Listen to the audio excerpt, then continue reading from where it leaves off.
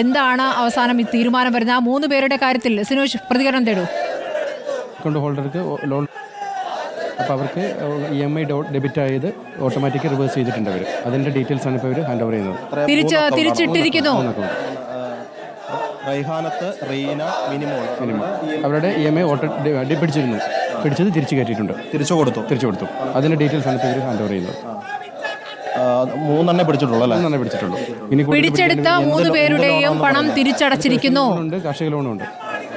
ഗ്രാമീൺ ബാങ്കിന്റെ തിരുത്തൽ നടപടി വന്നിരിക്കുന്നു എന്നാണ് ആ പ്രതികരണത്തിൽ നിന്ന് മനസ്സിലാക്കാനാകുന്നത്. സ്മൃതി, അതായത് 3 പേരുടെ പണമാണ് പിടിച്ചത്. ആ പണം തിരിച്ചു കൊടുത്തു. സാറേ, പണം നമ്മൾ തിരിച്ചു കൊടുത്തു. വലിയ പ്രതിഷേധത്തിനൊടുവിൽ തിരിച്ചെടുത്ത പണം തിരികെ നൽകിയിരിക്കുന്നു. ഡിവൈഎഫ്ഐ പറഞ്ഞു. നമുക്ക് അവരോട് ചോദിക്കുവാണ്, നമ്മൾ എങ്ങനെയാ നമ്മൾ പറയാ? അതല്ല, ഇവിടെ ഇതിന് പുറമെയുള്ള രാജേഷ് എന്ന് പറഞ്ഞ വ്യക്തിയുടെ പൈസ പിടിച്ചിട്ടുണ്ട്. മാത്രല്ല, ഒരു ഗോൾഡ് ലോണ്, 2 ലക്ഷം രൂപയുടെ ഗോൾഡ് ലോൺ, ആ ഗോൾഡ് ലോണ് ഈ സമയത്ത് ദുരന്ത ബാധിതനായിട്ടുള്ള ഈ സമയത്ത് എന്ത് ചെയ്തിട്ടുണ്ട്? പുതുക്കിയിട്ടുണ്ട്. ഗോൾഡ് ലോണിന്റെ ഭാഗമായി 6000-ലധികം രൂപ ഒരു വർഷത്തെ പലിശ ഇനത്തിൽ അവരുടെ കയ്യിൽ നിന്ന് ഈടാക്കിയിട്ടുണ്ട്. അതിനു പുറമെ പ്രോസസ് ചാർജ് ഈ സമയത്ത് ദുരന്തബാധിതനായിട്ടുള്ള അബ്ദുൾ ജമാൽ എന്ന് പറഞ്ഞ വ്യക്തിയിൽ നിന്നാണ് ഈ ഗോൾഡ് ലോൺ പുതുക്കുന്നതിന്റെ ഭാഗമായിട്ട് സ്വീകരിച്ചത്.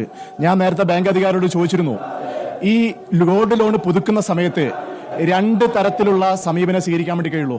ഒന്നാമത്തെ കാര്യം, ഗോൾഡിന്റെ ആ ഒരു വർഷത്തെ പലിശ മുഴുവൻ അടക്കണം.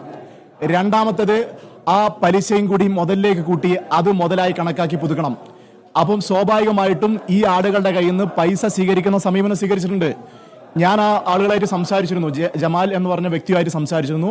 അദ്ദേഹം പറയുന്നത്, അദ്ദേഹത്തിന്റെ അടുത്തുനിന്ന് വീട്ടിൽ വന്ന് ഈ പൈസ നിർബന്ധമായും അടക്കണം, ഇതിനകത്ത് മറ്റ് തീരുമാനങ്ങളൊന്നും ഉണ്ടായിട്ടില്ല, അടച്ചിട്ടില്ലെങ്കിൽ നിങ്ങൾ പ്രയാസമാകുമെന്ന് പറഞ്ഞ് നിർബന്ധിച്ച് പൈസ അടപ്പിക്കുന്ന നിലപാടാണ് സ്വീകരിച്ചത്. ഇത്തരം ദുരന്തം ബാധിച്ച ഒരു പ്രദേശത്ത് ഇത്തരം ഒരു സമീപനം സ്വീകരിക്കുന്നത് ഒരു കാരണവശാൽ അംഗീകരിക്കാൻ വേണ്ടി കഴിയില്ല. അതുകൊണ്ട് ജമാലിന്റെയും രാജേഷിന്റെയും പിന്നെ ഏതാ കേസ്? ഒരു കേസുണ്ട്, ഇതുകൂടി പരിഗണിക്കണം. ടോട്ടൽ 6 പേരുണ്ടായിരുന്നു. 3 പേരുടെ ലിസ്റ്റാണ് തന്നിരിക്കുന്നത്. അതായത് ഇവര് ലിസ്റ്റിലെ കാര്യത്തിൽ ഇപ്പോഴും ഹൈഡ് ചെയ്യാണ്. അതൊരു കാരണവശാലും സംഭവിക്കാൻ വേണ്ടി കഴിയില്ല. ഞങ്ങൾ ഓരോരുത്തരെയായി ബന്ധപ്പെട്ട് ഈ ആളുകളിൽ നിന്ന് ഡീറ്റെയിൽസ് എടുത്തുകൊണ്ടിരിക്കുന്നുണ്ട്. അതുകൊണ്ട് പൂർണ്ണമായി വിവരം പുറത്തുവിടാൻ വേണ്ടി ബാങ്ക് അധികൃതർ തയ്യാറാകണം. അങ്ങനെ കണ്ണിൽ പൊടിയിടുന്ന നിലപാട് സ്വീകരിച്ചുകൊണ്ട് പോകാൻ വേണ്ടി കഴിയില്ല എന്നുള്ളത് വ്യക്തമായി ഡിവൈഎഫ്ഐയോട് പറയുകയാണ്.